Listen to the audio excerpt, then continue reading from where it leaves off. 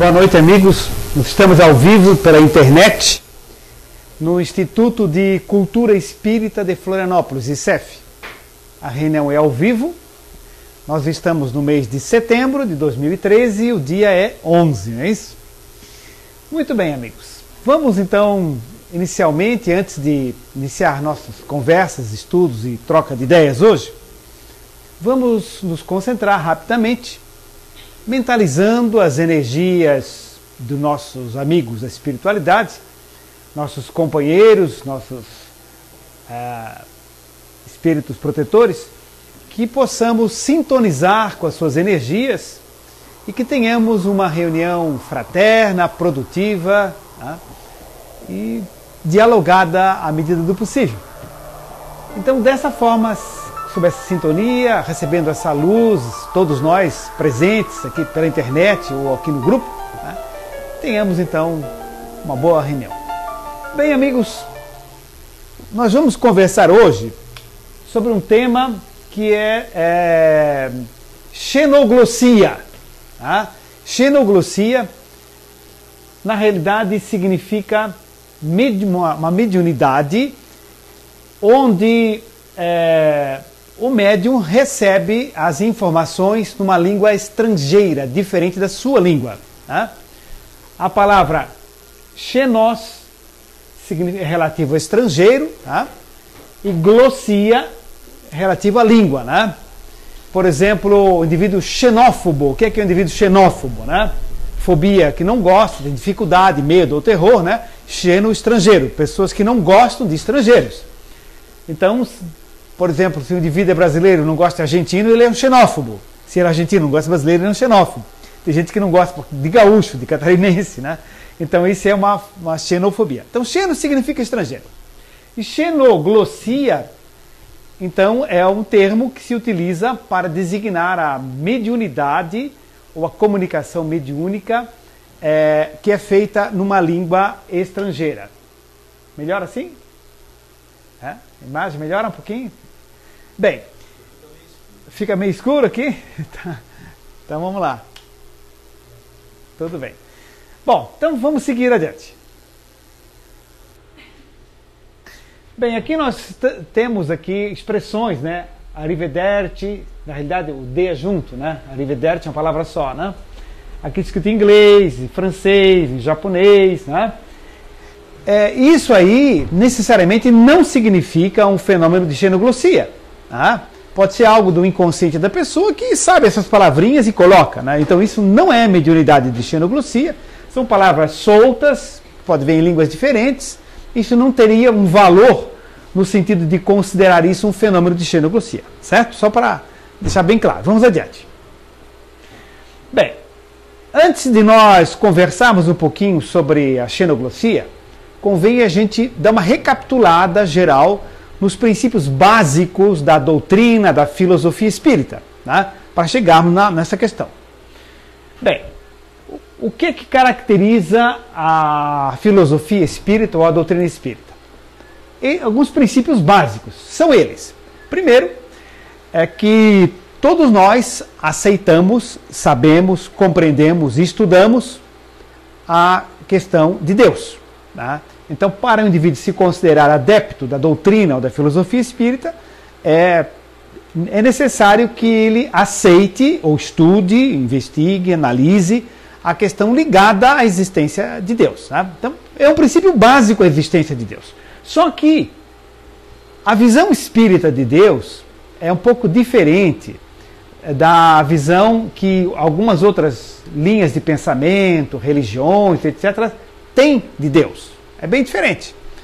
Porque Deus para nós é a força, a energia, o amor que banha o universo.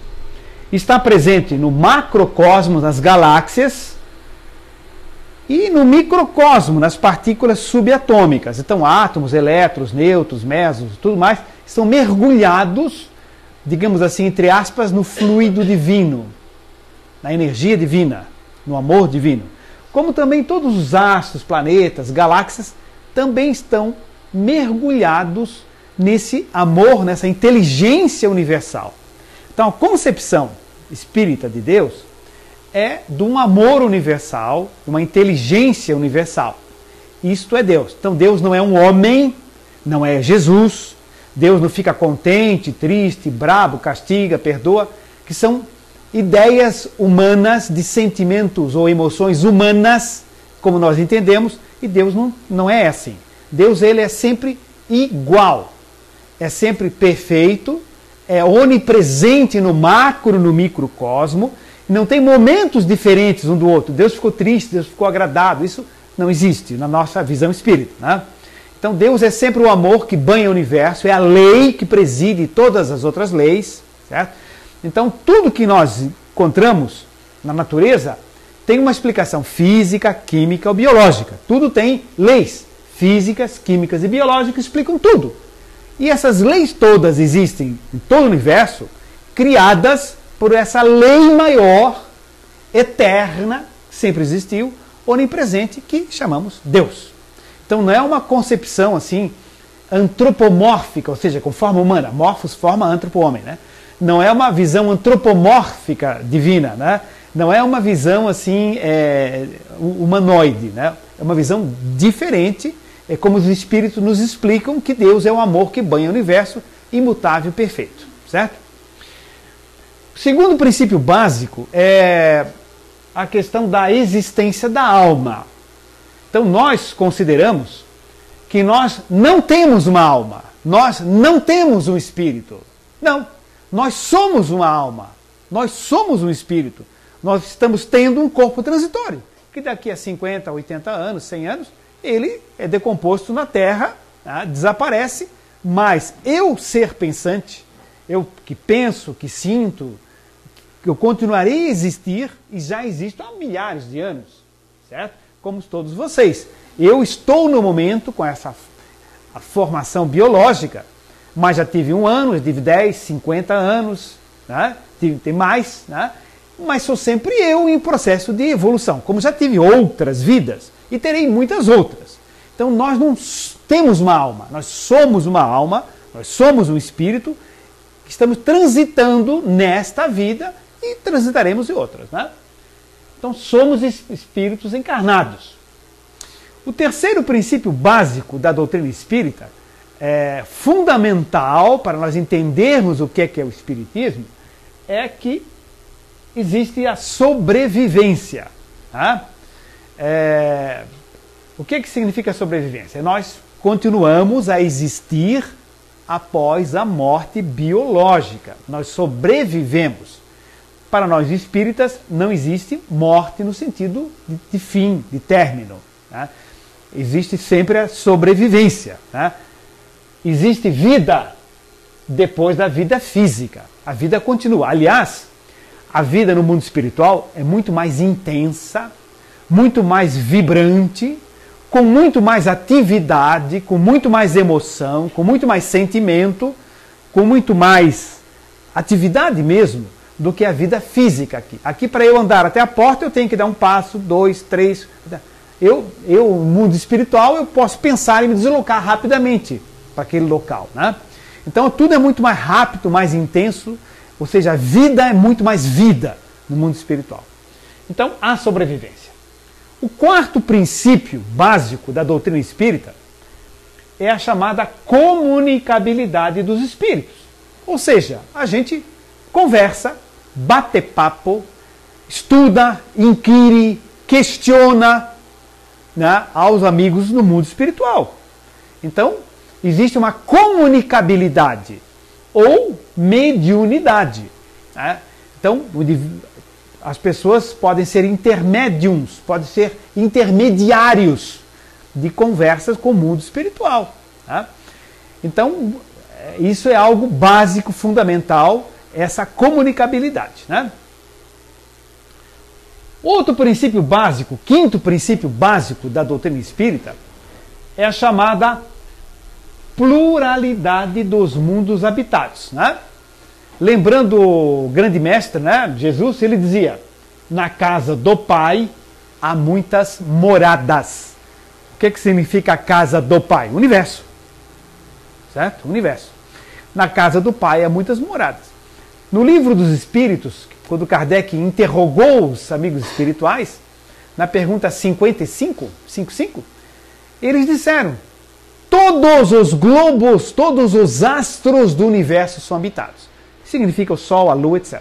Não como seres humanos, como nós, mas outras formas de princípios espirituais e outros estágios muito mais atrasados ou muito mais adiantados.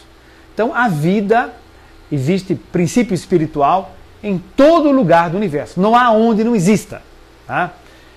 E pode se intercambiar com os espíritos de outros astros e outros planetas, ou mesmo fisicamente, né? Eles podem vir aqui de várias formas. Tá? Outro princípio básico é a reencarnação, ou seja, nós todos nascemos muitas vezes, nós renascemos muitas vezes. Por quê? Para progredir. Tá? O processo da reencarnação não é para pagar pecado, como se pensa popularmente, mas é um processo de crescimento, de educação, de evolução. Nós reencarnamos para evoluir, para crescer. Então, na grande escola da existência. E por último, se diria que é evolução. A finalidade da vida é o progresso. Tudo evolui, tudo progride, tudo cresce, tudo se transforma, tá? E sempre em direção ao infinito. A evolução ela é infinita. Sempre há algo mais para aprender no universo. Bem, então a conversa de hoje sobre xenoglossia está inserida nesse item aqui, ó, mediunidade, que é um dos princípios básicos da doutrina espírita, né? A mediunidade. Bom, vamos adiante. A propósito, quando vocês quiserem fazer alguma pergunta, levantar alguma questão, fiquem à vontade. E pela internet dá de receber aí também, né? Tem alguém para auxiliar? Não. Não tem ninguém para auxiliar. Chama lá para ver se alguém para auxiliar faz alguma pergunta da internet, aí eles podem fazer. Bem, aqui nós temos uma revista muito boa, uma das revistas espíritas que eu gosto bastante. Tem muitas revistas boas, mas essa é uma delas. Chama-se Revista Internacional de Espiritismo. Tá? Revista Internacional de Espiritismo. Ela é editada em Matão, São Paulo, tá? E tem artigos em várias línguas, de vários pesquisadores, estudiosos, né? Sempre tem. Né? De vez em quando a gente vê artigos em espanhol, francês, italiano, enfim, várias línguas. Inglês. Bom, então essa Revista Internacional de Espiritismo, em novembro de 2000, tá? Quando ela custava R$3 naquela época, né? Em novembro de 2000, ela publicou na capa essa chamada aqui, xenoglossia. Chico Xavier psicografa curiosas mensagens. Essa é a chamada assim da revista, né? da capa.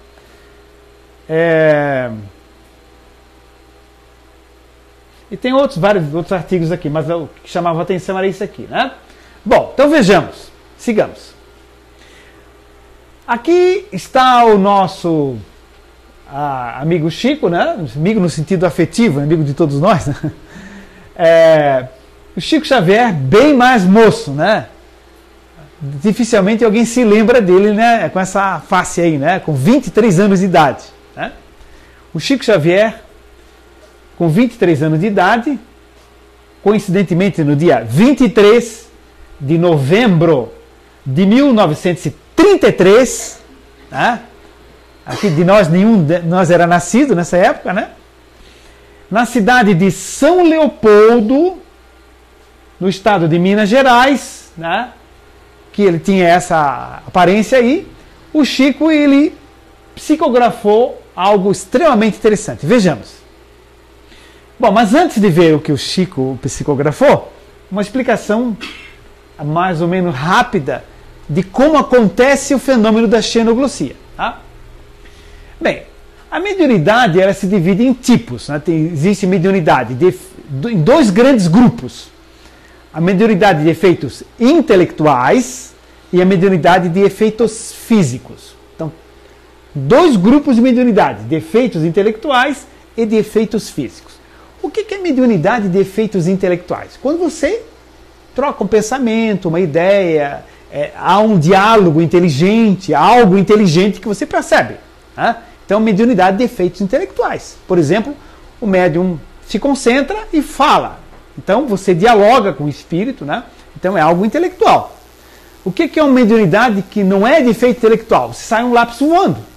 Sai um lápis voando, bate no teto, cai, sobe, pula. Isso não é uma mediunidade de efeito intelectual. É uma mediunidade de efeitos físicos, que tem um outro grupo de mediunidade, um outro tipo de estudo específico. Tá? Envolve ectoplasma e tudo mais. Né? Bem, o grupo de mediunidade chamado de efeitos intelectuais, tá? Tem vários subgrupos aqui, onde está incluído aqui a xenoglossia. Né? Assim como eu estou aqui, aparece direitinho, a minha imagem aparece, tá? Bom, psicografia, né? Então nós vamos ver aqui a psicografia, por exemplo, existe a consciente e a inconsciente. O que é uma psicografia considerada como consciente? É aquela quando o médium pega o lápis ou a caneta, escreve e está acompanhando o que ele está escrevendo, está prestando atenção e está escrevendo, né? Não é algo automático, ele tem consciência total de que está escrevendo. A psicografia, para quem não está lembrado, grafo é escrever, né? Caligrafia, etc. Né? Grafos é escrever e psico com a mente. Então, psicografia é o tipo de mediunidade onde o médium escreve. Tá? E inconsciente, chama-se inconsciente quando o médium pega o lápis com a mão esquerda ou mesmo com a mão direita e escreve rapidamente, sem estar acompanhando com clareza o que ele está escrevendo. Então, é algo que ele faz inconscientemente. Ele escreve rápido, né? Ou até invertido, de trás para frente e tudo mais, né? Ou mesmo normalmente, mas ele escreve rapidamente e não tem muita consciência ou parcial nenhuma do que ele está escrevendo. Bem, aqui vejamos um espírito que está ditando uma mensagem chamada Natal. Então esse é o nome da mensagem, Natal. Aqui está uma divisão didática, o plano espiritual, o espírito está próximo, né? E aqui está o médium com um lápis na mão e ele vai escrever a mensagem chamada Natal. Agora observem só que interessante o seguinte, né? Bom, aqui então tem outros tipos de mediunidade, né? Psicofonia, por exemplo, fono, falar, telefone, né? Fono, falar. Então, psicofonia é a chamada mediunidade popularmente de incorporação, que é um termo até incorreto, porque o espírito não entra dentro do corpo do médium. Na realidade não acontece isso. Ele se aproxima e daí o médium fala. Ele chega próximo e o médium fala. Tá? Então é psicofonia. Então a mediunidade de psicofonia é quando o médium não está escrevendo, ele está falando. Pode ser consciente ou inconsciente também. Tá? Aqui nós temos a xenoglossia, quando ele está ou escrevendo ou falando numa língua estrangeira. Né? E aqui tem vários outros tipos que não vamos comentar agora. Bem, mas pode passar o próximo, por favor. Olha, aqui está pulsando o chakra humeral. Ele não é daqueles chakras principais, aqueles 7 ou 8 chakras principais, ele é um chakra secundário. Porque nós temos 7 ou 8 centros de forças, chakras principais, temos uma série de outros chakras secundários e milhares de outros chakras pequenininhos, né? Chácara todo mundo sabe o que é, né? Chácara é um cercadinho com um verdinho, uns boizinhos passeando, uma cerquinha. Isso é chácara, né? Isso aqui é chakra. Um pouquinho diferente, né? Então, esses são chakras, são centros de força que não ficam no corpo biológico. Eu sou médico e não existe chakra no corpo físico. Isso não existe. Chakra é no corpo espiritual, né? Chakra é algo que fica no corpo astral, no corpo energético do indivíduo. Na realidade fica no corpo etérico e no corpo astral, mas é outra conversa, fica nos dois. Então é o seguinte, aqui está o chakra pulsando. Vamos ver agora o que o médium vai escrever. Observem, ele escreveu Natal, exatamente como o espírito está ditando. Por quê? Porque nessa mediunidade de psicografia, ela é inconsciente. Não está passando aqui pelo chakra coronário diretamente, nem pelo cérebro diretamente, só secundariamente. Então não é captado por aqui. É captado exatamente por essa região aqui, pelo chakra humeral. Então ele escreve automaticamente. E escreveu aqui Natal. Certo? Isso é uma psicografia inconsciente. Tá? Sigamos. Bem, agora é o seguinte. Na xenoglossia, normalmente, ela tem essa característica também. É uma mediunidade ou de psicografia ou de psicofonia inconsciente. Se vocês olharem o que foi escrito aqui, isso o Chico Xavier escreveu no dia 23 de novembro de 1933, em São Leopoldo, Minas Gerais, né, quando ele tinha 23 anos de idade. Ele, numa sessão mediúnica, ele escreveu isso. E ninguém entendeu, obviamente. Olharam ali, ninguém entendeu absolutamente nada. Tá? Aqui está escrito em xenoglossia. Aí, e quem ditou isso foi o espírito de Emmanuel, que é um dos mentores, o mentor mais próximo do Chico Xavier é o Emmanuel. Tem o André Luiz, outro. Mas é o Emmanuel que está mais frequentemente com ele. Né? Então, quando ele estava encarnado, né? Quando ele vivia entre nós. Então, Emmanuel ditou isso aí. E, curiosamente, ninguém entendeu. Aí o Emmanuel mandou outra mensagem em português, explicando o que é que ele tinha escrito. Né? Então, observem mais adiante. Bem, ele mandou uma mensagem em português e disse o seguinte, olha, ele escreveu, ele falava muito no vós, né? Se vós enfileirardes, né? Se vós enfileirardes as palavras para lê-las invertidamente, de trás para frente, vocês vão conseguir entender. Aí o pessoal começou a separar, aqui eu coloquei em cores diferentes para a gente poder raciocinar, senão fica muito difícil, né? Coloquei em cores diferentes, e eles começaram a ler aqui e não conseguiam, né? Aí o Emmanuel disse, se enfileirardes de trás para frente, isso quer dizer, inclusive, de baixo para cima, como está a coluna, vocês vão entender. Aí eles começaram a ver, ó, my brothers, meus irmãos, our generous father, e assim por diante, né? Meus irmãos do nosso generoso pai, etc. Né? Então, vejo que interessante. Então, isso é um fenômeno de psicografia em xenoglossia, em língua diferente, né? Em língua diferente, onde o Chico Xavier recebeu invertidamente em inglês, tá? Onde trabalhava aqui, o Emmanuel comunicava pelo chakra humeral e ele escrevia automaticamente. Tá? Seguindo, aqui está, nós colocamos o texto, aqui como é que se lê, né? My brothers, our generous father. Meus irmãos do nosso generoso pai. A casa é a casa da verdade, é a casa da true, verdade, né? Truly é relativa à verdade. É muito ampla, muito longa, muito grande, né? Aqui, Hope é Esperança, Truth, eu não me recordo o que é. Alguém se lembra? Acho que é verdade mesmo, né? É true, né? Eu pensei que fosse conter. A verdade e a esperança dos homens, plural, né? Men. Vocês têm muito amigos do nosso bem. Tá? Então, essa foi uma frase que o Emmanuel ditou para o Chico Xavier. Né? Seguindo. Meus irmãos, a casa generosa de nosso Pai é, em verdade, muito vasta.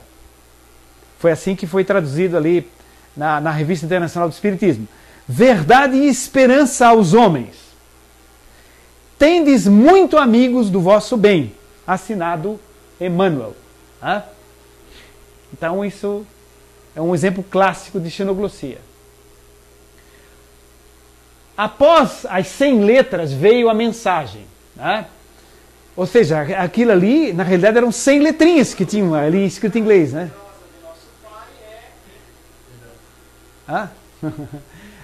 Após aquelas 100 letras ali, então veio essa mensagem, né? Bom, sigamos. A contestação disso. Havia um senhor presente, chamava-se Dr. Rômulo Joviano.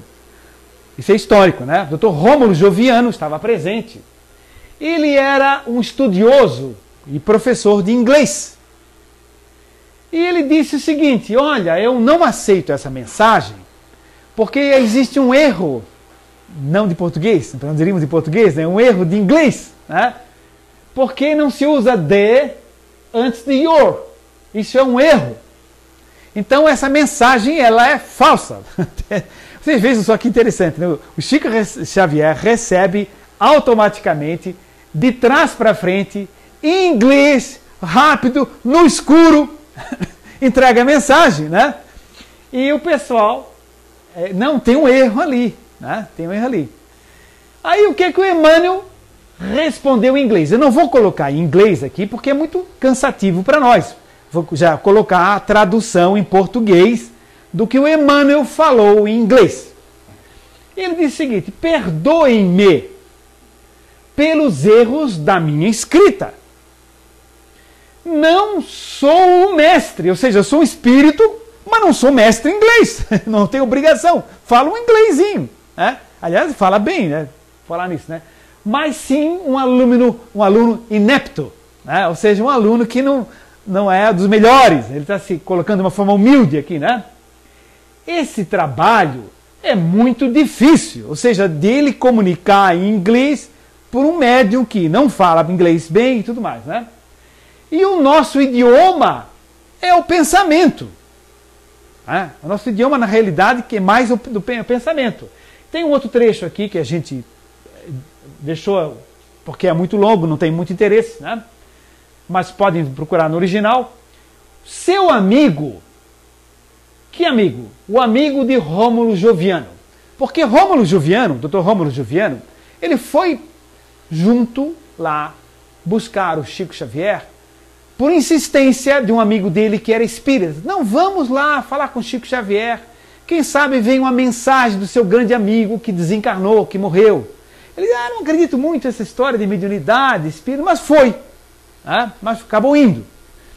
Então, a mensagem aqui do Emmanuel era para o Dr. Rômulo Joviano falando do seu amigo. Dizendo o seguinte: seu amigo pertence ao além, ou seja, está na pátria espiritual. E não pode vir. Porque não funciona assim, né? Então eu chego lá, eu quero a mensagem da minha avó. Não funciona assim, não existe essa possibilidade. Nem sempre pode vir. Eventualmente pode. Mas não é a hora que a gente quer, o Espírito se comunica. Isso não funciona dessa maneira. Seu amigo pertence ao além e não pôde vir. Mais um trecho. A paciência é uma virtude maior e mais valiosa que o ouro. Ou seja, amigo, dá um tempo.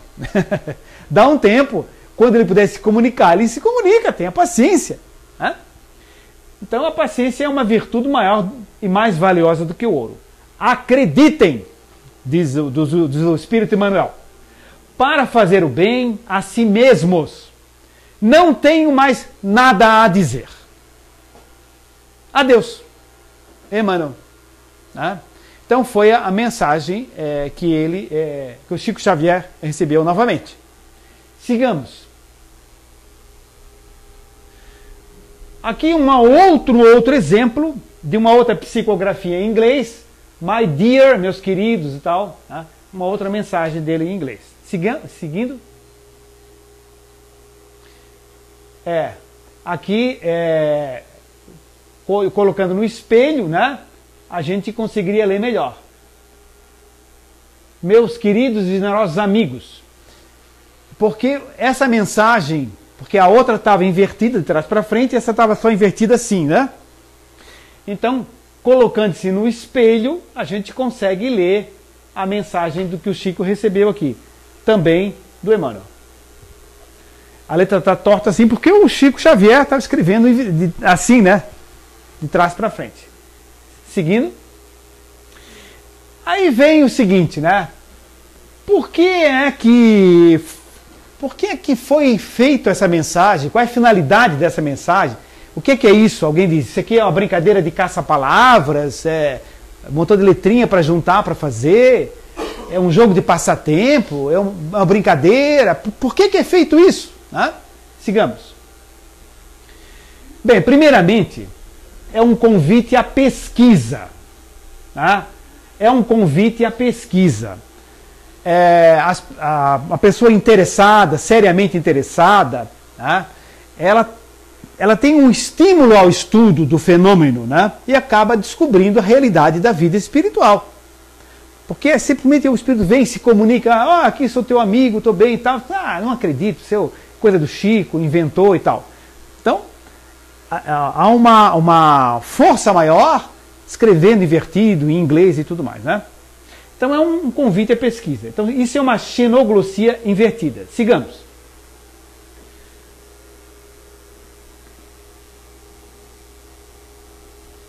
Mais algum? Próximo?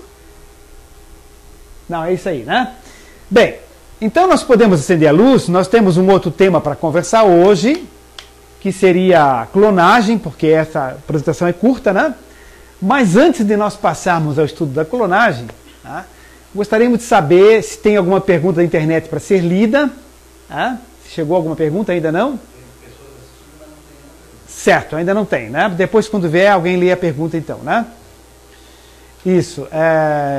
E aqui dos presentes, alguém gostaria de levantar alguma questão, amigos? Tem um microfone ali, é só pedir. O microfone é preciso porque o pessoal da internet quer ouvir a pergunta, tá? De vocês, né? Você não pode ouvir, né? Alguém gostaria de levantar algum ângulo, alguma questão? Fique à vontade.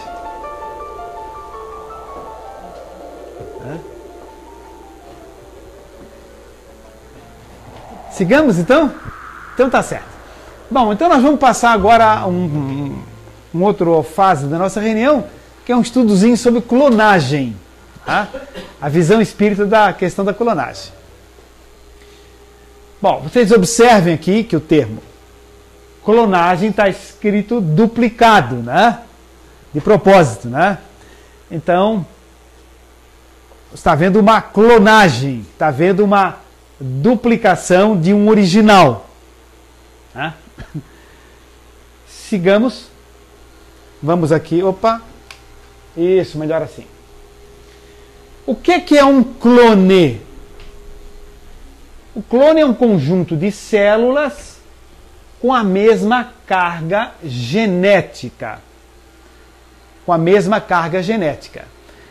O maior clone que existe é o gêmeo univitelíneo. Né? Um gêmeo univitelíneo é um clone de outro. Eles são dois iguais. Tá? Como é que se forma um gêmeo univitelíneo? Né? É um espermatozoide que une um óvulo, forma um ovo com uma carga genética única.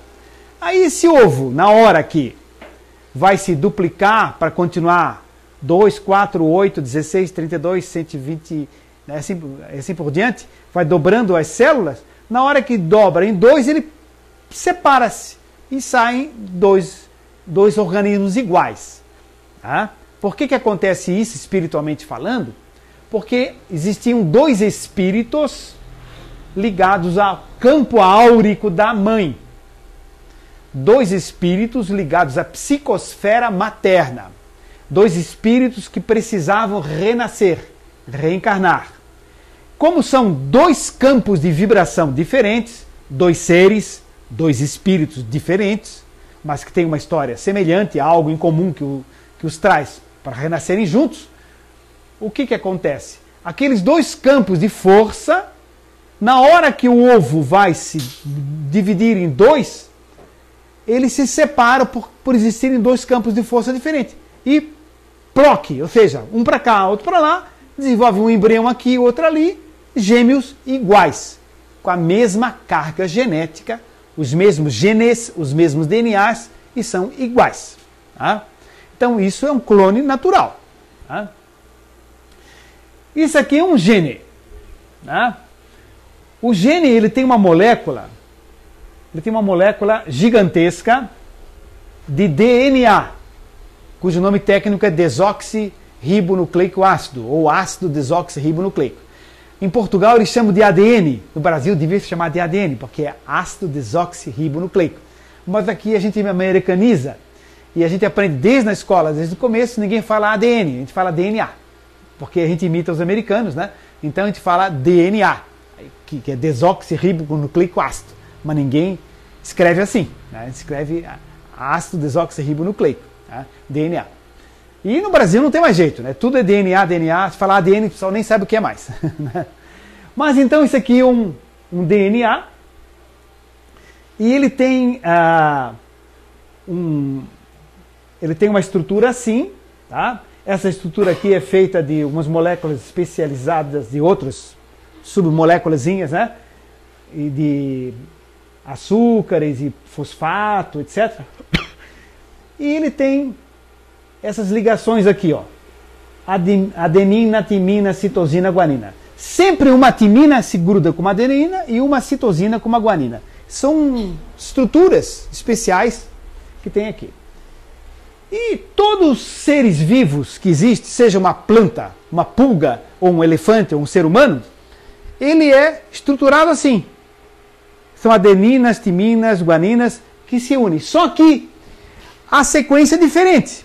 Por exemplo, que for uma molécula que vai dar a cor do olho verde, por exemplo, hipoteticamente é um GGGGA, só que o G é sempre ligado com C e o A sempre ligado com T. Outra molécula que vai formar uma unha, então é TC, TC, TC, TC e assim por diante. Então só o que muda no gene é que nem o computador, bips e bytes, aqueles, como é que se chama aqueles sinaizinhos que tem aquelas unidades do computador? Hein? Bit, né? Então são aquelas unidades que mudam a sequência, certo? Então todo ser vivo é formado por uma genética específica, que são a alternância dessas cadeias aqui. Seguindo, ó, clone natural, como nós falávamos ainda há pouquinho, né? Os gêmeos univitelíneos são clones naturais. Tá? Eles têm cromossomas idênticos, com genes idênticos, DNAs idênticos, tá? Gêmeos univitelíneos. Seguindo, lembra que quando quiser interromper, é só levantar o dedo. Se o ser humano, ou se um ser qualquer, fosse o corpo, a clonagem celular seria a clonagem do indivíduo. Tá? Então, se a gente clonar um corpo, e se nós fôssemos só o corpo, estaríamos clonando o próprio indivíduo. Tá? Mas nós não somos um corpo. Nós estamos num corpo, nós somos um espírito. Tá? Vamos adiante. Bem, aqui na revista Cristã de Espiritismo, tem uma capa também aqui falando em clonagem, né? Aqui como fosse um cérebro clonado em dois outros idênticos. Sigamos. Existe clonagem, mas a clonagem é de roupagem, para rimar. Está se clonando só o corpo biológico. Não se está clonando o espírito, a essência do indivíduo. Vamos ver uma receitinha de bolo agora, como é que se faz uma clonagem. Né? Então toma-se farinha, ovo, mistura-se, né? Vai se fazendo, né? Uma receitinha de bolo aqui. Sigamos. Na reprodução normal, na reprodução natural, sim, alguma questão? Pode fazer. É da Fran. Ela gostaria de perguntar se após sofrer 2 abortos espontâneos, isso é um sinal da natureza dizendo para a mãe desistir de tentar, ou ela deve persistir e tentar novamente? Não. Se a pessoa teve 2 abortos espontâneos, deve encarar isso como um fenômeno necessário para o amadurecimento do seu aparelho reprodutor, do seu sistema reprodutor. Tá? Existem abortos espontâneos que são necessários para drenar energias em desarmonia do chakra genésico dessa mulher, dessa mãe. Existem abortos espontâneos que são necessários para drenar, eliminar energias em desequilíbrio do próprio espírito que está reencarnando, frequentemente da mãe e do filho, do espírito.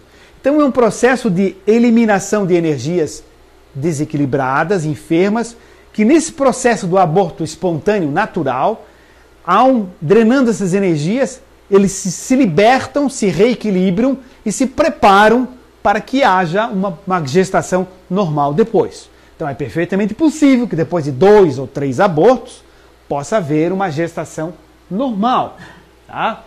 De forma nenhuma, o fato de ter tido 2 abortos espontâneos, que ela colocou o caso, é um sinal para desistir ou seria um aviso da natureza para desistir. Não, não é realmente isso. Tá? Então é um processo normalmente natural. Tá? Existem inclusive abortos que não têm nem espírito reencarnando. É um processo fisiológico que depois é eliminado espontaneamente. Tá? Mais uma? Mais pergunta do Carlos Lopes. Minas Gerais. Minas Gerais. Ele tem 2 perguntas, na verdade. No caso do Pentecostes, citado na Bíblia e nas igrejas, o falar em línguas seria xenoglossia? Olha, interessante. Então, o Carlos Lopes, de Minas Gerais, está perguntando se o fenômeno que ocorreu no Pentecostes, quando disse que os apóstolos falaram em línguas, né, se é um fenômeno de xenoglossia. Bem, se realmente eles falaram línguas estrangeiras de uma forma lúcida, clara, inteligível, não palavras soltas assim, sim, deve ter sido um fenômeno de xenoglossia. Agora, existe uma outra coisa que é confundida com xenoglossia, que não é xenoglossia, é uma outra coisa muito estranha e esquisita, que se chama-se glossolalia, lalia de falar, lá. Glossolíngua, né? Glossite, inflamação da língua, por exemplo. Né? Então, glossolalia é vocalizar sem sentido, de uma forma confusa, ou por um distúrbio emocional. Não estou dizendo que eu era dos apóstolos, estou dizendo que isso existe também. Certo? Onde as pessoas simplesmente, às vezes, caem no chão, não está falando língua coisíssima nenhuma. Ele está tendo ou um ataque histérico, ou o indivíduo está forjando alguma coisa, certo? Ou está com um distúrbio emocional ou psiquiátrico. Isso é uma glossolalia. Existem, inclusive, espíritos brincalhões, gozadores, irresponsáveis, que se aproximam de um médium e fazem glossolalia. Está falando em aramaico. Está nada, está falando... entende? Isso é uma glossolalia. Então, não confundir xenoglossia, que é uma comunicação límpida, clara, organizada, inteligente, numa língua estrangeira, escrita ou falada.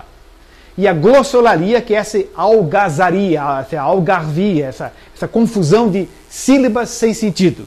Tá?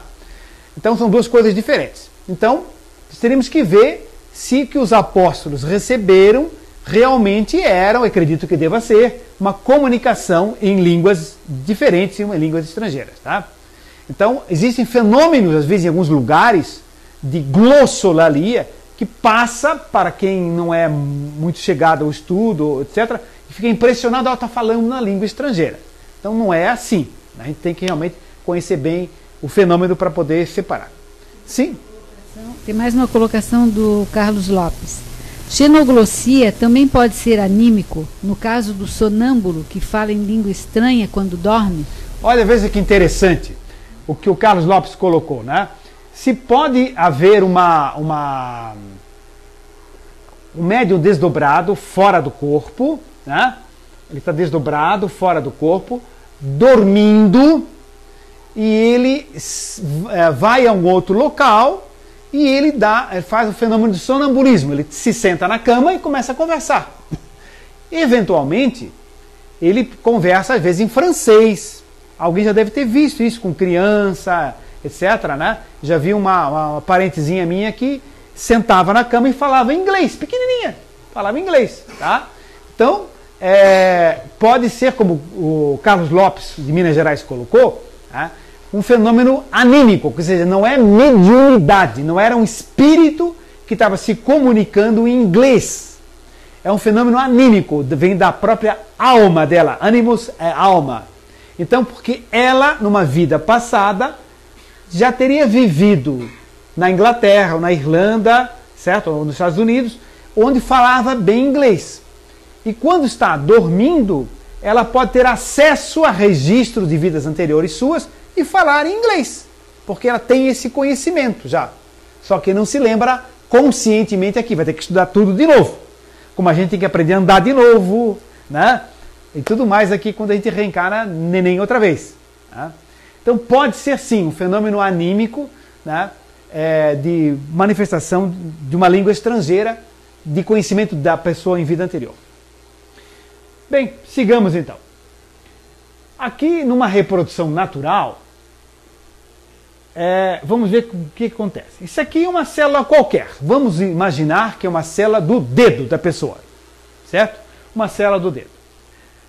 Uma célula qualquer, comum, ela tem pares de cromossomas. O que é cromosoma? Cromosoma é uma espécie de cachinho de uva, onde cada baguinho de uva é um gene, um DNA, aquela molécula grandona lá, né?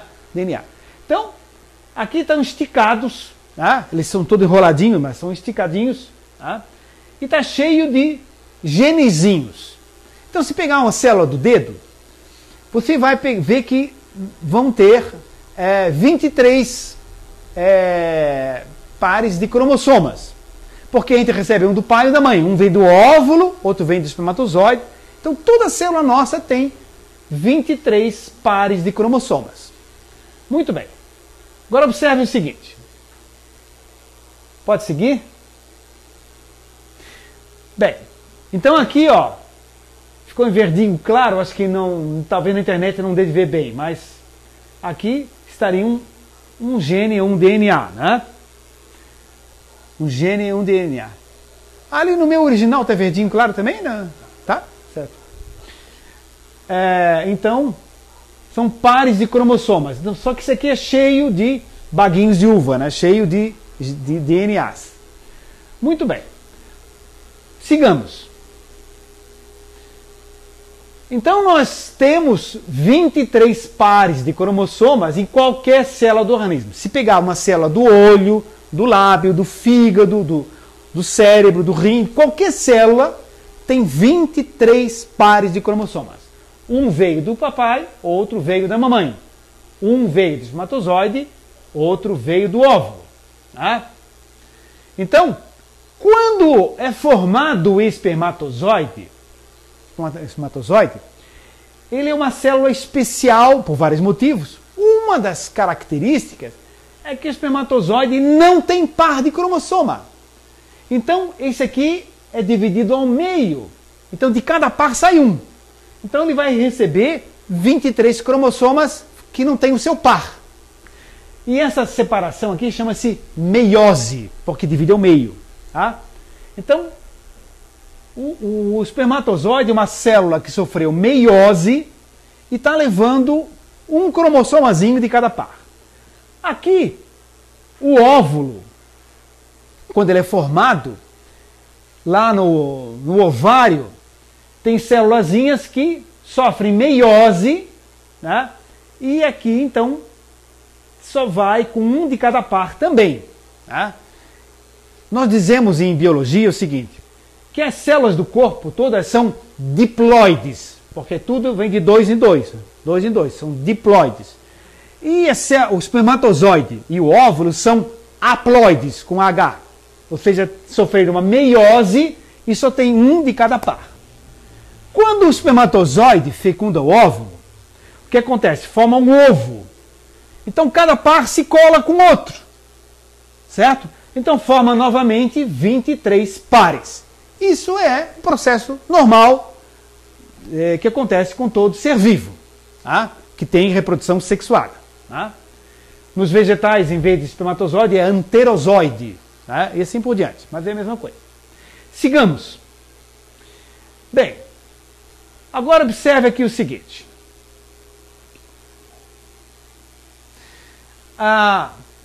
Quando se forma o ovo, então veio metade do espermatozoide, metade do óvulo, forma-se o ovo, então tem os pares todos. Não vamos desenhar os 23 pares aqui, mas tem os 23 pares. Aí, esse ovo se separa em dois, se duplica em dois e fica grudadinho. Né? Fica grudado. Esses dois se multiplicam em 4, depois em 8, 16 e assim por diante. Células iguaizinhas. Ou seja, células indiferenciadas, se diz tecnicamente. Células indiferenciadas. Aqui, quando tem o gêmeo, ele se separa. Quando permanece unido aqui, fica um chifópago ou siamês. Né? Muito bem. Aí continua o processo do desenvolvimento do embrião. Depois de um certo momento, começam essas células a se diferenciar. Ao início da diferenciação. Por quê? Porque vai ter que formar um rim, um fígado, um olho, uma orelha, não é verdade? Então vai ter que se diferenciar.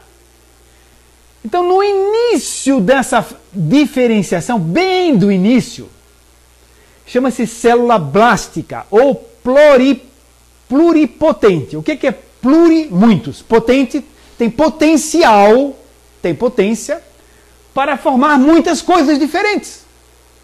Então são células que estão iniciando a sua diferenciação, estão começando a se modificar, não são indiferenciadas, mas estão naquele início, elas são totipotentes também chamadas, ou pluripotentes. Neste momento aqui, é o momento que eles vão trabalhar na clonagem. Vamos ver o seguinte. Bem, na clonagem, uma célula qualquer, retirada de um órgão, tira do dedinho da pessoa uma célula que é diploide, que tem pares de cromossomas. Tá? E essa célula aqui, do dedo da pessoa, ela é regredida à fase blástica. Por uma técnica de laboratório, essa célula sozinha, que não tem a estrutura energética do conjunto, ela fica mais frágil. E aqui, por processos de laboratório, ela é regredida à fase blástica, ou seja, aquela fase igualzinha àquela célula do embrião que está começando a se diferenciar. Seguindo. Bem, aqui está um óvulo de uma senhora qualquer, digamos que fosse uma clonagem humana, né? Digamos, por hipótese. Ou de uma ovelha, né? Então, aqui está um óvulo que é haploide, que só tem um cromossoma, né?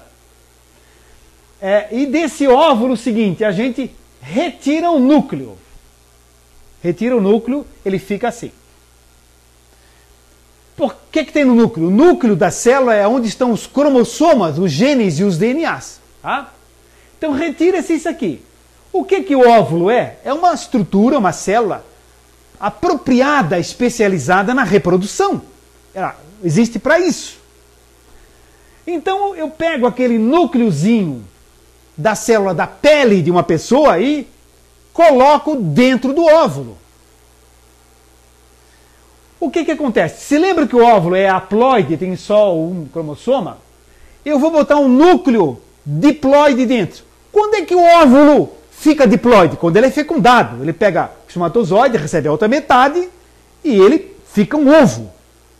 No momento que eu pego uma célula, um núcleozinho de uma célula da pele e boto aqui dentro, o óvulo se sente grávido. Né? O óvulo naturalmente é automático. Né? Então ele, opa, engravidei. Não é verdade? O que acontece é o seguinte, esse óvulo aqui, com a presença desse núcleo diploide aqui, há um estímulo como ele se tivesse engravidado, ou seja, tivesse sido fecundado. Sigamos. Olha aqui, ó. Retira-se o núcleo do óvulo, ele fica sem núcleo, coloca a célulazinha da pele ali, por exemplo, da pele, em qualquer outro lugar, do fígado, seja onde for, e coloca isso aqui. E nas ovelhinhas eles pegavam da glândula mamária, da pontinha da glândula mamária, tiravam a célulazinha dali, né? Seguimos. O óvulo já é um ovo. Há um estímulo elétrico e os genes dão um modelo igual ao modelo físico. Aqui estão genes para tudo, os 23 pares estão ali. Porque a minha cópia está em todas as células do meu corpo. Em célula da unha, do lábio e tal, 23 como eu sou, mas está tudo ali. Tem os genes de tudo. Né? Então, está escrito da cabeça aos pés que eu, por exemplo, sou do sexo masculino, assim por diante. Está tudo mapeado da cabeça aos pés. E assim, as mulheres e tudo mais. Está tudo. Né? Toda a genética está ali. Então, o que acontece? Esse óvulozinho aqui recebeu esse modelo aqui. Né? E esse óvulo vai, então, fecundado, ou se sente como fecundado, vai proliferar e vai receber essa ordem aqui. Vai formar um indivíduo igual de onde veio a célulazinha do dedo. Sigamos. Olha, aqui está uma ovelhinha, né? Aqui está outra ovelhinha. Essa ovelha aqui doou um óvulo. Como é que a gente sabe que é um óvulo? Porque tem número haploide, só um cromossoma de cada par. Essa aqui é outra ovelhinha. Aqui nós pegamos uma célula do bico da mamazinha dela, tá? Pegamos uma célula dela aqui. Tá? E aqui tem ainda, para sofisticar, uma ovelha de aluguel. Tá? Que hoje em dia tem gestação de aluguel também, né? Tem uma ovelha de aluguel, né? Vamos ver a sequência. Foi retirado o núcleo da célula dessa ovelhinha aqui. Certo? Seguindo, esse óvulo não tem DNA, não tem gene mais aqui, né? Certo? E aqui dessa célula, dessa ovelhinha aqui, nós tiramos o núcleo e colocamos aqui. E poderíamos desenvolver aqui, ela vai dar um filhote igual a essa aqui, igualzinho, idêntico, completamente idêntico. Mas no caso aqui nós estamos inventando mais ainda. Pode fazer isso no laboratório, se faz. E coloca-se esse óvulo aqui dentro. Né? E essa ovelhinha aqui de aluguel deu a Dolly, a famosa ovelhinha Dolly, que é igualzinha àquela lá. Tá certo? Sigamos. Clonagem humana. Não existe ainda, pelo menos oficialmente não existe. Né? Se existe é secreto. Reprodutiva ou terapêutica. O embrião humano, ele tem células-tronco. O que é célula-tronco? Célula-tronco é aquela pluripotente ou totipotente, está iniciando a diferenciação. Né? São as sementes de vida, lá mais ou menos no 5º dia do desenvolvimento do embriãozinho, lá para o 5º dia. Se pode pegar uma célulazinha dessa e ela fabricar um tecido qualquer. Se pega uma célulazinha do embrião de 5 dias e se coloca essa célulazinha no pâncreas, vai formar célula normal de pâncreas. Porque ela é o quê? Pluripotente ou totipotente e ela segue o modelo energético para onde ela vai. Certo? O modelo perispiritual para onde ela vai.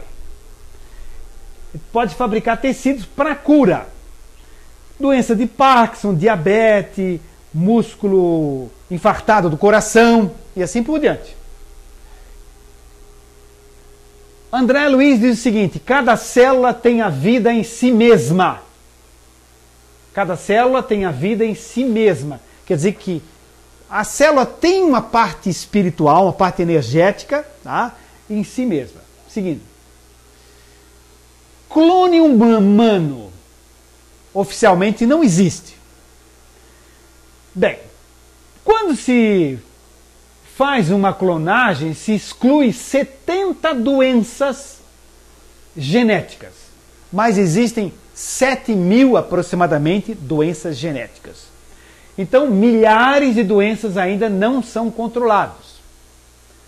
Faltam mais ou menos 1.000 clones de animais e mais ou menos 50 anos de acompanhamento para que se consiga controlar isso tudo. Então, no momento, não há condições técnicas, médicas, biológicas para a clonagem humana. Seguindo. Para chegar até a Dolly, a ovelhinha Dolly, está aqui a fotografia dela, né? Dr. Ian Wilmut, Escócia, um escocês, um médico escocês, ele fez 277 tentativas. Teve 248 perdas, ou seja, 248 morreram. Ele conseguiu 29 embriões. Então, 248 se perderam, 29 embriões desenvolveram e um só chegou a nascer, que foi a Dolly. Imagina fazer isso com a espécie humana, né? Não há condições, pelo menos durante muito tempo, de uma forma ética, séria, não há condições no momento. Em 1996, a Dolly, ela tinha 5 aninhos de idade. Porém, as células da ovelhinha Dolly e a atitude da ovelhinha Dolly, segundo os médicos, os pesquisadores, era de 12 anos de idade. Por que isso? A idade dos DNAs da mãe é autêntica. Se lembram que foi tirado da glândula mamária de uma outra ovelhinha e implantado ali naquela de aluguel que deu a Dolly? Então aquela carga genética já era de uma ovelhinha que tinha alguns anos de idade. Provavelmente, né? Então, programados para reter fluido vital, energia vital por um certo número de anos. Provavelmente, por um certo número de anos. Então, está se transferindo de uma célula já adulta ou já viva, muitas vezes, né? Há muito tempo, uma carga genética que leva a uma certa vivência, uma certa idade. Seguindo. Em 13 de abril de 2002, certo? Para 49 animais clonados, considerados sadios aparentemente, o que acontecia? Centenas de malformações, animais completamente deformados, filhotes maiores do que os úteros, que morria a mãe, paralisias renais, viveram só 2 dias e morreram, e uma grande quantidade de doenças congênitas que vêm pela placenta. Então, que terminaram em aborto ou tiveram que ser mortos, fazer eutanásia. Tá? Seguindo. O Instituto de Pesquisa de Roma, o Dr. Severino Antinori, ele declarou que estamos prontos para a clonagem humana, o que os outros cientistas não concordam. Tá? Tem uma outra referência ali, mas não foi importante. Já passou. Diante do exposto, somos favoráveis à clonagem, seguindo, produtiva, útil, segura, seguindo, é uma clonagem. Você pode clonar uma maçã da melhor qualidade para produzir a melhor maçã. Você pode clonar uma forma de peixe nutritivo no local onde há dificuldade, há fome para produzir proteínas. Você pode fazer clonagem do melhor, mais perfeito peixe para alimentação. Certo? E se morrer alguns peixes, tudo bem, né? Menos mal, porque há pessoas morrendo de fome. Então, A clonagem ela pode ser segura, ou deverá ser segura, poderá ser útil, produtiva, mas por enquanto ficamos mais na maçã mesmo, né? Sigamos. Né? Aqui está a maçãzinha clonada. Próximo a mais algum? Acho que não, né? Bem, então nós apresentamos rapidamente essa questão da clonagem e lembramos o seguinte: se nós clonarmos um grande jogador de futebol, né, digamos o Neymar, não obrigatoriamente será um indivíduo que gostará de futebol. Pode ser um indivíduo que vai gostar de música clássica e ser um grande maestro. Embora biologicamente ele seja idêntico ao Neymar, excelente jogador de futebol, mas esse clone não tem nada a ver com o espírito do Neymar, nem os gostos do Neymar, certo? Será um espírito que tem um outro histórico e que, se reencarnasse por uma clonagem, estaria reencarnando naquele organismo por uma série de razões e afinidades, mas não se está clonando o espírito, está se clonando a roupagem, apenas isso, né? Bem, nós temos agora algum tempo para abrir para perguntas, né? Tem pergunta do Carlos Lopes de novo. Isso. Pode ir. Doutor Ricardo, se um espírito programado para nascer como homem e os pais querem ter uma menina e os médicos interferem no sexo biológico, haverá algum problema de adaptação? Bem, como a definição do sexo se dá no momento da fecundação, porque o óvulo sempre é X. O óvulo leva um cromossoma X. A mulher é XX. Então, se pegar uma célula do cabelo da mulher, da unha, do fígado, em qualquer lugar, numa mulher está XX nas trilhões de células da mulher. No homem, se pegar uma célula do cabelo, da unha, do lábio, em qualquer parte do corpo, está escrito XY. Tem um espermatozoide X e um Y, dizendo que esse indivíduo é homem. Certo? Então, no planeta Terra, só tem dois sexos, masculino e o feminino. Né? Apesar de as pessoas, às vezes, acharem que existem outros sexos. Mas, biologicamente, tem o masculino e o feminino. A definição do sexo se dá quando o espermatozoide fecunda o óvulo. O óvulo sempre é X. Porque a mulher é XX, desses dois X há uma meiose, vai o número haploide e vai um X só na parte sexual. O homem é que pode mandar um espermatozoide ou Y ou X. Se um espermatozoide X fecunda, dá uma menina. Se um espermatozoide Y X dá menina e Y dá menino. Quer dizer, aqueles reis que baniam as rainhas porque não lhes davam filho varão, só mulheres, elas não tinham nada a ver com isso, porque elas só podiam dar X.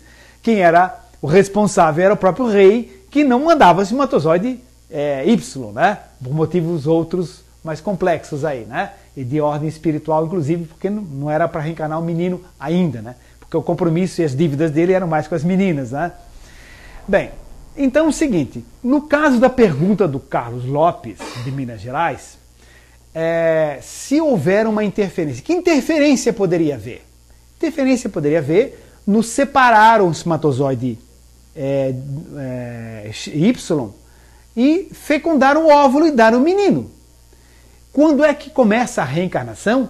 A reencarnação, segundo os espíritos, inicia-se no início da fecundação ou concepção. No momento que fecunda, que o espermatozoide se une ao óvulo, ali que começa a reencarnação do espírito. Então, o espírito, embora esteja preparado, aproximado, ligado energeticamente ao campo energético da mãe, a ligação com o embrião mesmo é só na fecundação. Certo? Então a interferência que existe não é na mudança do sexo. Ou seja, é na escolha. Por quê? E quando é que essa escolha começou?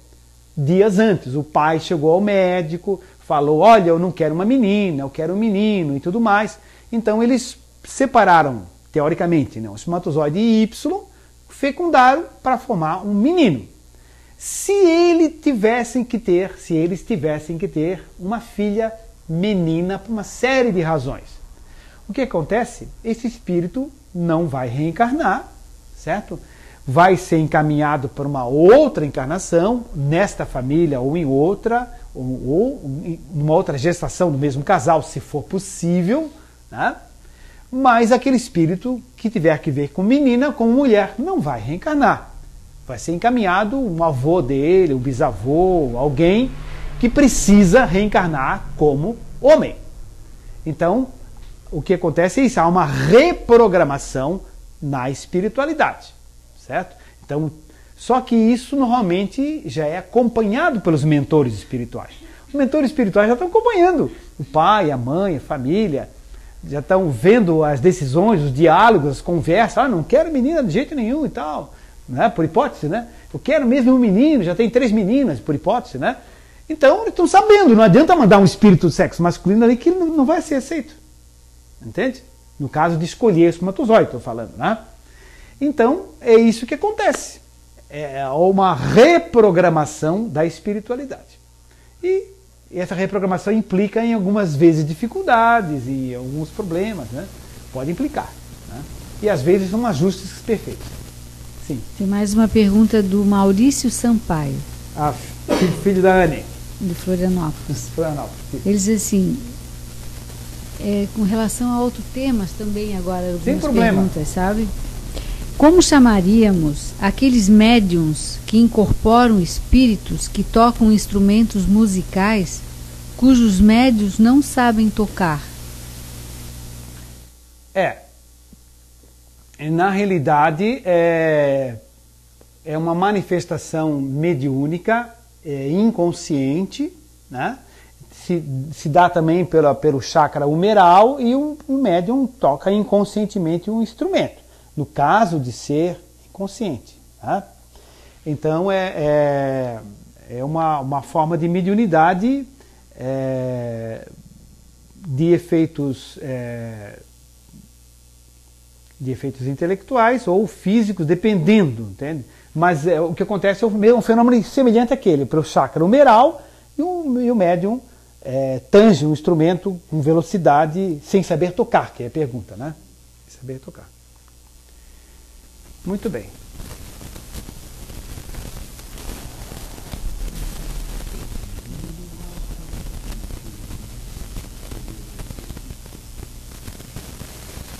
Pois não, lá o Jefferson. Passa o microfone para o Jefferson, para o pessoal da internet escutar a pergunta dele. Enquanto a Helena procura ali, vamos ver. Deu? Está funcionando?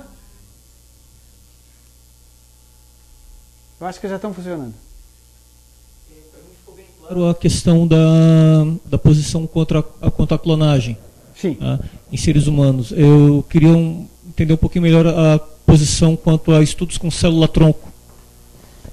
E também uma coisa assim, em relação à clonagem de vegetais, peixes, eu queria também um pouco da posição em relação à clonagem de mamíferos. Certo.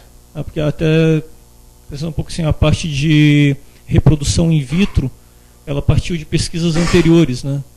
Embora a clonagem humana, eu acredito que não tem uma finalidade, né, para produção realmente.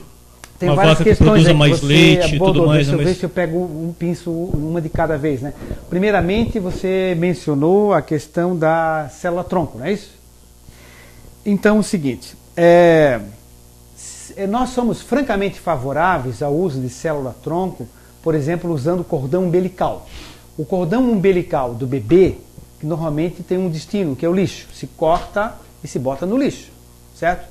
Normalmente se faz isso, ou se usa para cosmético, algumas fábricas compram e tudo mais, né? Placenta, aquilo tudo vai para o lixo. Então, esse cordão umbilical, ele é rico em células-tronco. Então, usar essas células-tronco ali para fazer uma clonagem de um órgão, por exemplo, nós somos altamente favoráveis a isso. Temos espirituais, você está beneficiando uma pessoa, fazendo um bem e tal, nós somos totalmente favoráveis. Se pode pegar célula-tronco, por exemplo, da medula óssea da gente, que tem células que são jovens, que são pluripotentes. Então se faz uma punção, funciona, se tira da medula óssea, né? A medula óssea é o caracu do osso, né? Se tira da medula óssea, onde tem células jovens ali, essas células jovens pode ser usada como células-tronco para recompor células de cérebro, do coração e tal. Somos totalmente favoráveis ao uso da célula-tronco, nesse sentido, para se recompor tecidos doentes de pessoas. O que nós não somos favoráveis é de se pegar do embriãozinho de um bebê que está sendo formado, né, pegar do embrião desse uma célula-tronco que pode levar à morte do embrião, ou mesmo faz para levar à morte do embrião. Então esse embrião que está dentro de um útero materno ou de um laboratório e tal, tirar para fazer célula-tronco. Então a gente é favorável que se use não dessa forma. Há pouco tempo uma médica russa, ela estava tirando célulazinhos tronco de dentinhos de leite de criança, certo? Que o dente ia cair, ia ser jogado fora. Ela tirava a polpa do dentinho de leite da criança, que ia ser jogada fora, né?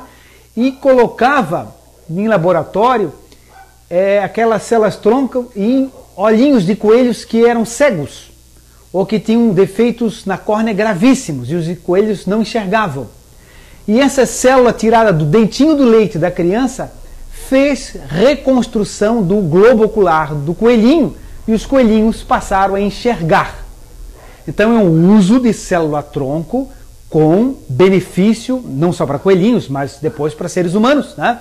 Porque sempre é feita experiência no animal, não era um homem direto, né? É o correto, né?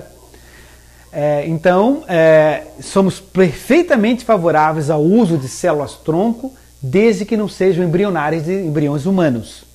Tá? Essa é a primeira parte da pergunta. Assim. Outra questão... Henrique, você está com o microfone aí? Passa o microfone, senão o pessoal não discuta na internet. Isso. Dentro dessa questão que o colega levantou aqui, o senhor falou que o espiritismo é contrário ao uso de embriões formados. O senhor já falou isso numa outra oportunidade, não sei se eu vou me expressar bem, quero que o senhor me ajude até a me expressar se eu não for correto. Quando é feito um trabalho para reprodução in vitro, são gerados embriões além da quantidade necessária para gerar uma vida. Então, no laboratório, muitas vezes, muitos embriões são gerados e depois de um certo tempo, eles perdem a maturidade e são descartados. E também, numa outra oportunidade, em outros estudos também, já foi visto que não existe um espírito destinado, muitas vezes, para cada embrião. Sim. Então pode ser que muitos desses embriões que vão para o lixo não tenha ali um espírito. Sim. Destinado para aquilo ali. Sim. Nesta situação, como é que seria a sua posição?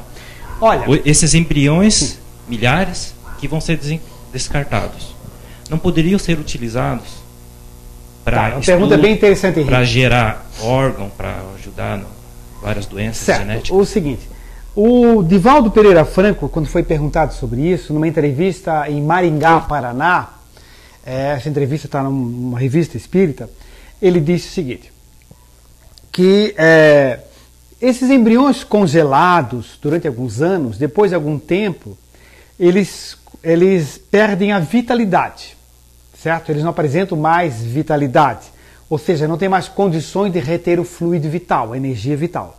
Se não tem condições de reter o fluido vital, não teriam condições de reter algum espírito que se eventualmente estivesse ligado a eles, certo?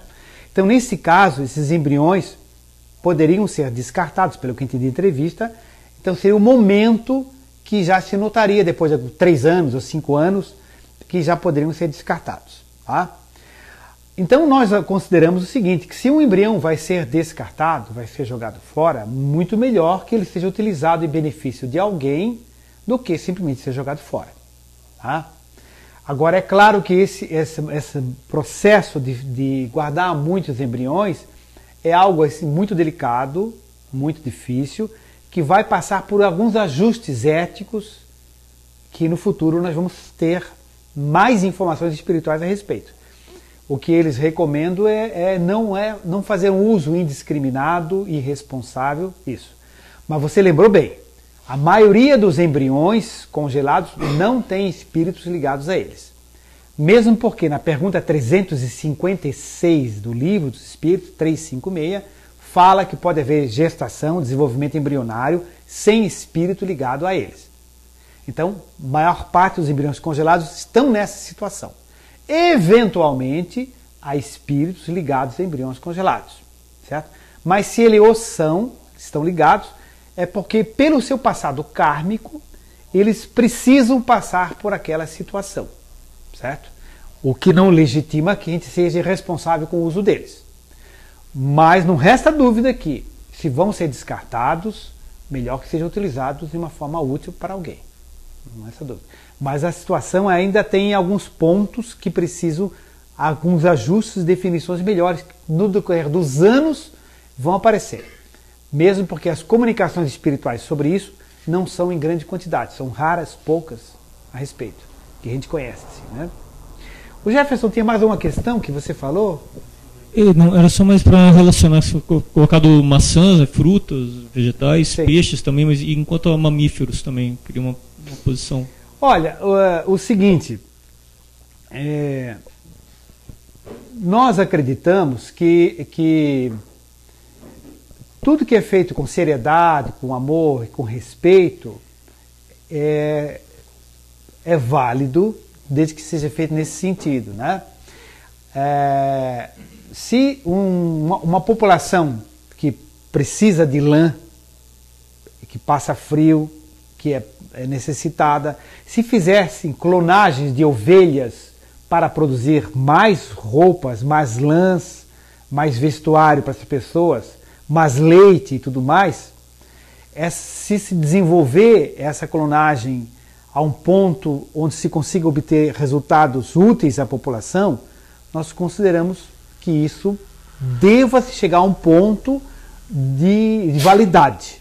É um processo ainda muito incipiente, muito inicial ainda, né? Mas vai se chegar a um ponto melhor, mesmo porque essas técnicas evoluem. Os erros cometidos agora cometem-se menos, né? E você veja o seguinte, daqui a pouquinho estava verificando que em coelhinhos está se resolvendo questão de cegueira de pessoas usando células de dentinho de leite de criança.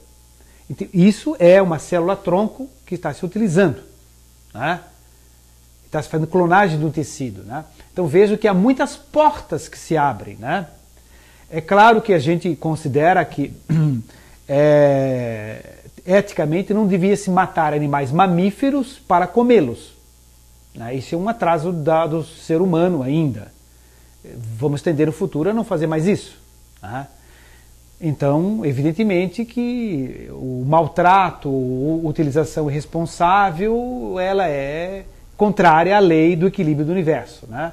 Evidentemente, né? Então, se a gente é contra comer mamífero, também é contra o uso irresponsável disso, né? Mas a gente não pode fechar completamente a porta para isso. Coelho é mamífero, está sendo usado, né, para salvar vidas e tudo mais, né? E assim por diante, né? Então tudo tem, a questão é lidar com seriedade, com amor e em tudo isso, né? Sim. Pois não, amigo, o microfonezinho já está aí. Uma curiosidade, referente à posição do Espiritismo, referente ao transplante de órgãos, como que a espiritualidade vê essa questão?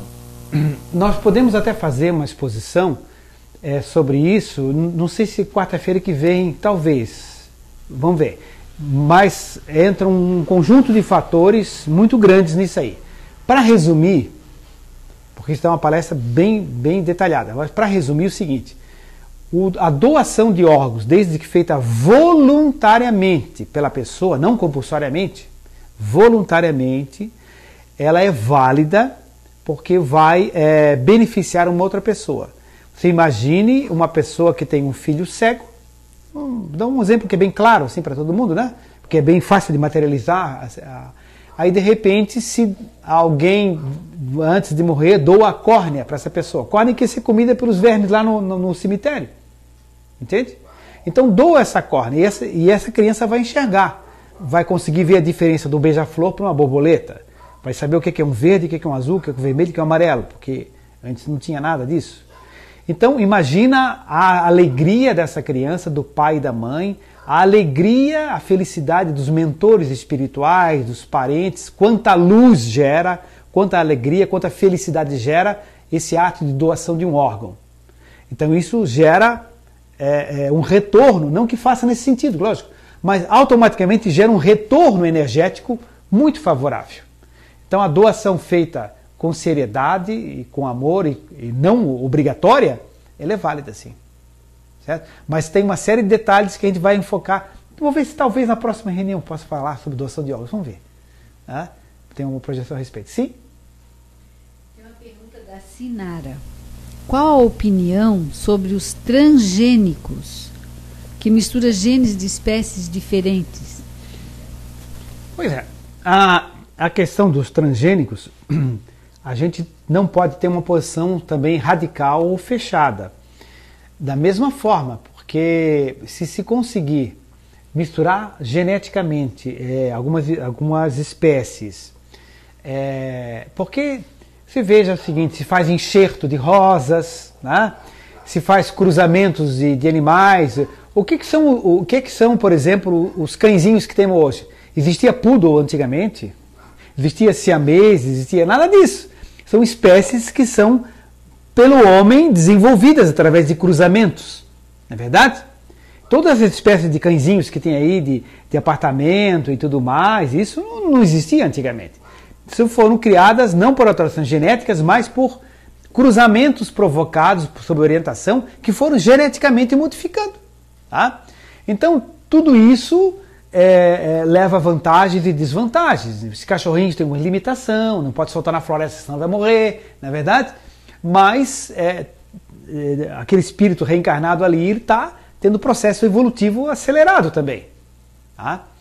Então é o seguinte, o transgênico, desde que seja feito com uma seriedade, não só com apenas interesse comercial, pode produzir um alimento mais nutritivo, mais saudável, e a gente não pode ser simplesmente contra porque é transgênico. A gente é contra a manipulação desordenada e irresponsável, meramente comercial.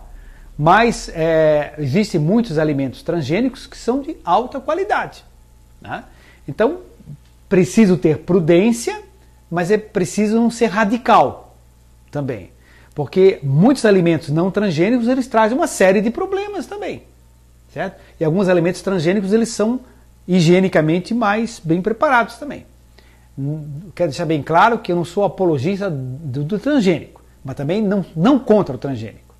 A gente tem que acompanhar, observar e se informar. Tá? Em resumo é isso. Certo. Mais uma pergunta, talvez seja a última, né? Isso, em função da hora. Do Fred, ele diz assim, o espírito tem sexo? Gostaria de saber se o fato do espírito ser assexuado interfere em sua situação. Puxa, Fred, a pergunta é bem ampla e dá um seminário longo também. A gente pode até um outro dia fazer isso. Resumidamente, nós diríamos o seguinte, em 1 minuto a resposta vai ficar incompleta, claro. Né? O espírito na essência não tem sexo, mas o corpo espiritual tem. Ou seja, o meu papai e minha titia desencarnados, meu pai é um espírito masculino e minha tia é um espírito feminino. Certo? Não há como confundir o espírito de Joana de Ângeles com o espírito de Bezerra de Menezes. Não há como confundir. Na essência não tem sexo, mas perispiritualmente há um campo energético masculino ou feminino. Certo? Então, isso é uma coisa bem ampla, dá para a gente estudar isso detalhadamente numa outra reunião, né? Mas, em resumo, é isso. Que poderia acrescentar mais alguma coisa a respeito? Acho que não, né? Ficamos para uma outra reunião, a gente faz um trabalho mais amplo sobre isso, né? Bem, amigos, vamos então encerrar a nossa reunião, agradecendo a equipe espiritual, as energias, a luz derramada sobre nós, as nossas intuições, e que possamos estudar muito, crescer bastante e cada vez mais aprender a amar o nosso próximo, ser tolerantes, pacientes, educados, fraternos com todos os que nos cercam. Muito obrigado, está encerrada a reunião.